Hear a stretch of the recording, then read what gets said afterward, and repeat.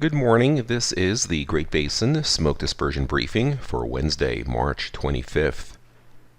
Looking at precipitation over the past 7 days, we've had widespread areas, mostly on the light side, heavier amounts of a ½ inch or more. Anywhere you see the areas of green to dark green, you see the heaviest mainly in our southern and eastern areas.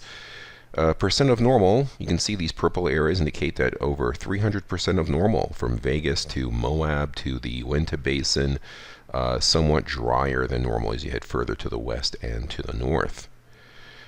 Snowfall on the left-hand side, the past 72 hours, the enhanced yellow to orange indicates anywhere from 6 to locally 12 inches of snow across some of the higher terrain around McCall, Idaho, and western Wyoming.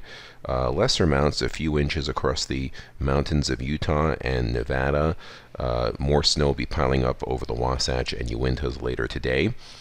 On the right-hand side, snow cover. You can see quite extensive still in the purple, expanded across the Sierra front, anywhere from 30 to 50 inches of snow. Similar depths, if not deeper, across the higher terrain above 6,000 feet in Idaho and western Wyoming, as well as the Uintas and Wasatch. So a pretty decent snowpack. We can actually see the percentage of normal. Near normal to slightly above normal areas in the green through here, somewhat drier than normal areas in the yellow and the orange. So you can see still the Sierra front and some of the higher terrain of the mountains of central Idaho, especially the southern part, still lagging normal by a little bit. Here's our 100-hour fuels. You can see driest in the low teens across parts of Nevada, but most areas have moistened up.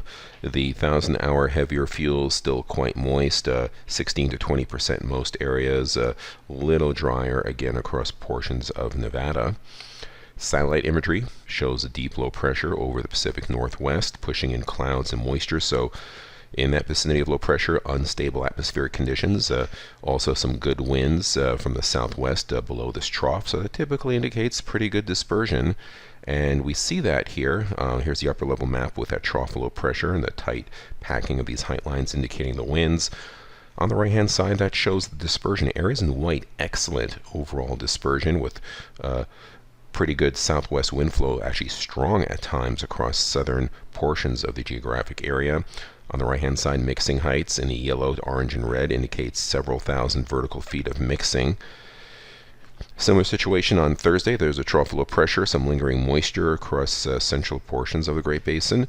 And again, excellent overall dispersion areas in the white. That's what you want to see. Combination of decent transport winds here on the left and excellent vertical mixing, which is typical for this time of year on the right-hand side. As we go into Friday, one low pressure system departs, another one waiting in its wing. Still excellent overall dispersion, good transport flow, good mixing heights. Utah Clearing Index indicates also areas mostly in the red, indicating excellent overall dispersion.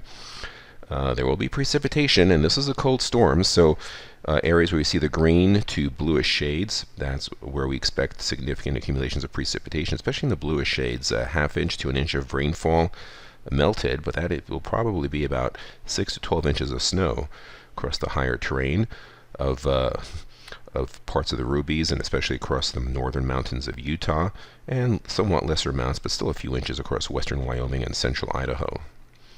So we go into Saturday, another trough low pressure coming in, some moisture. Precipitation might be kind of limited, but there'll still be quite a bit of moisture around. Still excellent overall dispersion, lots of areas in the white. That moisture exits the region to the eastern Great Basin on Sunday. On Monday, a ridge of high pressure starts building in across the area. There is some moisture trying to cut across it. Still excellent overall dispersion. And by Tuesday, high pressure start building back in. We'll see lots of sun.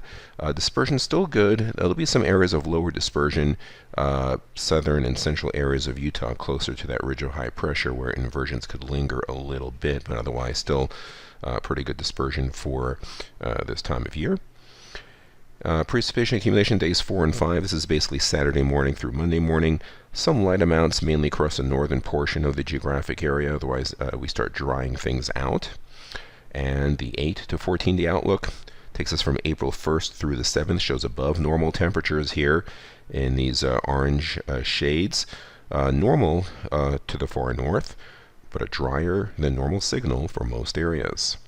This concludes our briefing. Next one will be this coming Friday. Have a great day.